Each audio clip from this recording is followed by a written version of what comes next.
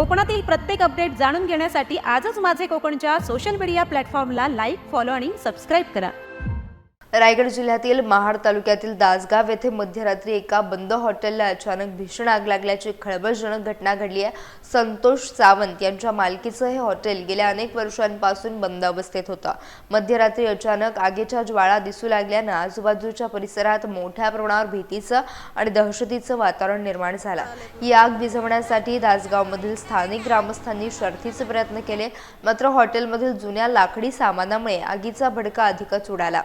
घटनेची माहिती मिळताच महाड नगरपालिकेचे अग्निशमन दल तातडीनं घटनास्थळी दाखल झाले आणि काही वेळातच आग आटोक्यात आणली गेली। या भीषण आगीत हॉटेलमधील सर्व घरगुती वस्तू, फर्निचर जळून खाक झालं असून सावंत यांचं मोठं आर्थिक नुकसान झालंय।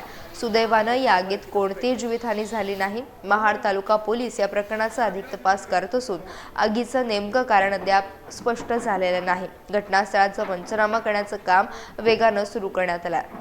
हे हॉटेल होतं पहिलं। हां